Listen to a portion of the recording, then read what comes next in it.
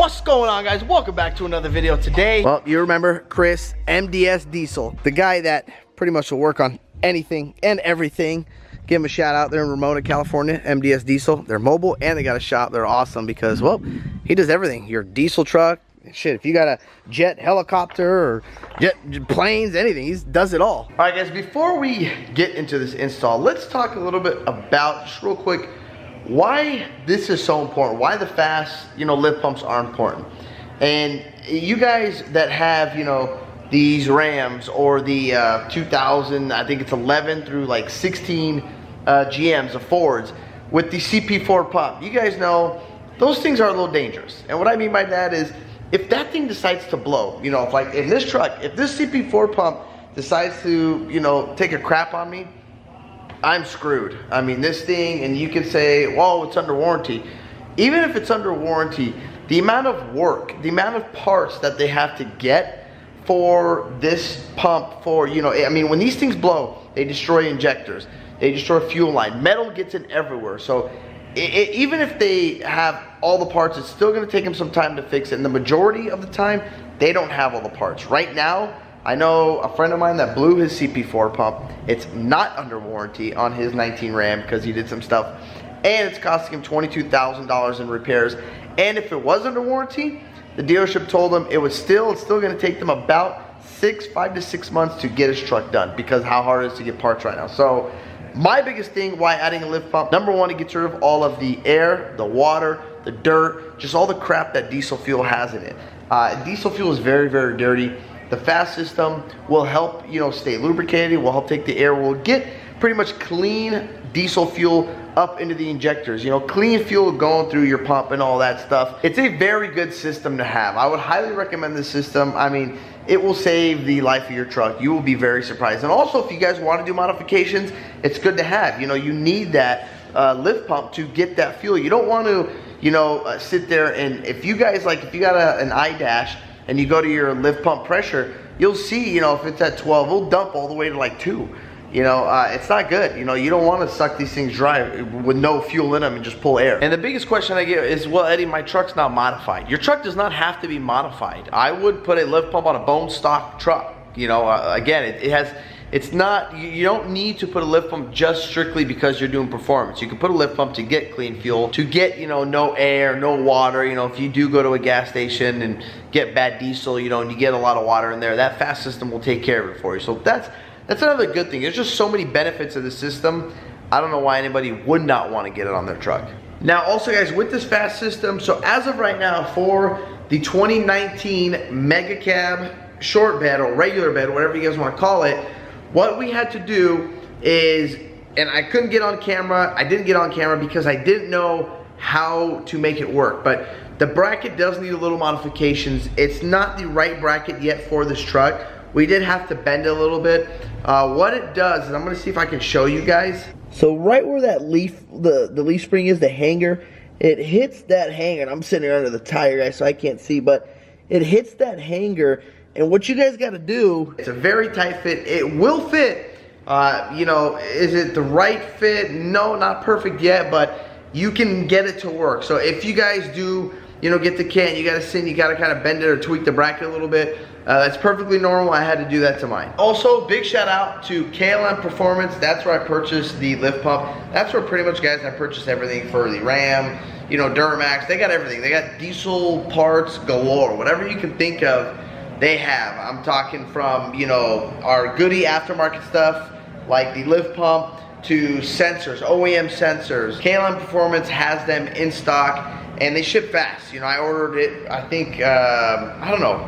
I got it in like 2 days, 3 days. They're pretty quick. Now, obviously, it's going to depend on where you live, when there was whole COVID BS still going on. All that's going to vary, but I order everything from KLM Performance, guys. They take care of me. They have everything in stock. That's what I like about them. You don't have to sit and wait. Their inventory is massive over there. So if you guys are interested in the lift pump or anything else for your diesel, go contact KLM Performance and he'll hook you up. But today we are going to install the FASS. I got the Titanium Signature Series FASS 165. Why I went 165 instead of 100? In case you guys ask me, well, I'm gonna be pumping some more horsepower in this thing.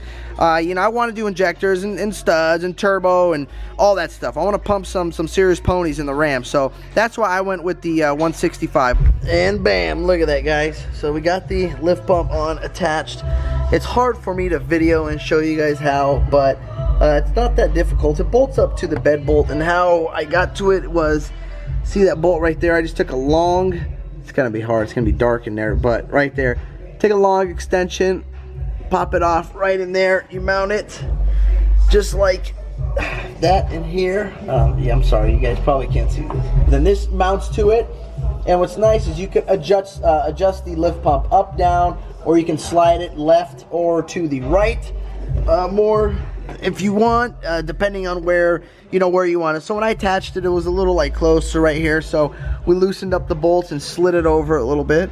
That's about it for mounting it, guys. It's not too difficult. Mounting it is pretty easy. And then here's the back side right here, guys. You can see where I got it, I think. Oh, you got it? Well, you can see where it goes down. Okay. Yeah, we had to bend it a little bit. You can see the bend in it to get it to clear. Okay, guys, now next step, the blue. This is blue, but I like to put the wire loom on it, so it's not just a bright blue on there, but right there you can see it, just the blue. So I would take this, if you guys do have any wire loom, I'd put some wire loom on just because it looks cleaner if you look under the truck, so it's not bright blue. And then we'll run that. So we're going off of directions, just off the FASS directions right here. You can get it on their website for the whole install. They have it, and then it'll be easier for you. But if not, you can watch this video. I'm going to try to make this video as clear as possible that I can for you guys. Sometimes it's just hard. That's why it helps when Chris is here, so I can record while he's doing the work, and I can show you guys. And sometimes though I can't record because it takes two of us to do this, so I will try to do the step and then make it as clear as possible for you guys on how we did the install and how it was done. Okay, guys, so with that blue hose that I was talking about, it right here, it's connecting right there. Let me get my flashlight out. We've connected it to the top part of the I don't know if you guys can see that right there. See that? It's connected to the top part, and that part is going to go to the CP4. So we ran it all the way down under there, followed the existing wire loom for the train horns and everything else, and then here we brought it up through here. We're going to plug, so you see this line right there to the CP4. Let me turn the light down for you guys so you can see. Here's your, if you have the dual alternator system, it's going to be under the second alternator. If you don't have a dual alternator system, it's going to be, you'll be able to see it right here. So you see that line right there? There's two lines. So this bottom one, you unplug the bottom hose right here, guys. It goes from the stock fuel filter to the pump, and that's where the this blue line, well, it's black now, but the blue line will be going in there. And in the kit, you're gonna have, where's that connector? Right there. So that's the connector. You're going to push the trim it first, how you guys want it. That's gonna go in there, and then that's gonna pop right onto the CP4. So this right here, this line that you see here, is coming off of the CP4, and it's going down to the filter right there. I don't know if you guys can see that right there. That's where this hose went. But the problem that I noticed, one issue in this kit, they don't give you a cap. So what we're gonna do, because they want it to just pretty much sit there and dangle, what I would suggest you guys do, this is what I'm gonna do. So we're gonna cut it, and we're just gonna put a cap in it so you don't have any fuel or anything leaking out of it. Dirt getting back in there. Or yeah, or dirt getting in there or anything like that. We're gonna put it back onto the stock filter housing, so it's still on there, and then we're just gonna plug one side, so that's it. You don't have any diesel leaking, you don't have any debris going in there. That's what I would recommend for you guys, instead of it just sitting there, and dangling. So here's some of the things. Now, you don't have to do this.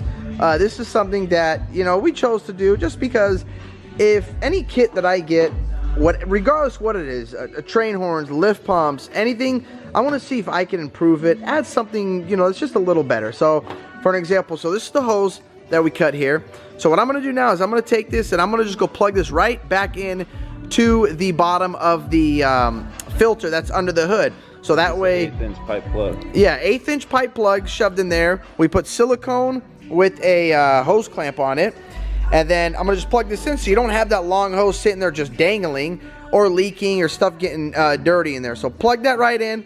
That's gonna sit, you won't see it, it's gonna be hidden out of the way. And then the fittings that they come with, the FASS comes with this fitting right here. And what we're gonna use is, this is the same size, but we're gonna use this bad boy right here.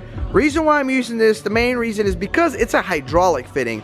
Hydraulic fittings flow much better than this fitting. And when you look inside, you can see, it's hard, well, it's gonna be hard for you guys to tell, but when you look inside, you can just tell the way that, where you can see where the drill mark is, this one flows a lot better. But look at the size difference also. I mean, look at that, that's massive. So these are just some of the changes that I make that you guys don't have to. You can use what's in this kit. You know, what comes in the FASS kit is gonna work, it's gonna be great, you know, it's gonna complete the job for you. But if you, yeah, and we're gonna add some of these 90s also. It's just gonna make it look cleaner, you know, look a little better. But we're not, I'm gonna get these in black. We ran out of the silver and the copper, or we ran out of the black. We have silver and copper, but I'd rather have them in black. Okay guys, oh, let me try to get in here for you. So I just set it right there. Damn, this is gonna be hard to see for you. There it is. See it right there? Right there. So we're just gonna push it, and you're gonna hear a click.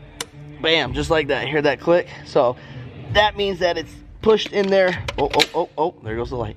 That means it's pushed in there. It's gonna be nice and clean, and it looks much better like that. I'll show you even the directions, where it's just sitting there dangling. So here's an example, guys, in the directions. Yeah, this is the line that you cut right here to remove it, to put the push lock hose in there.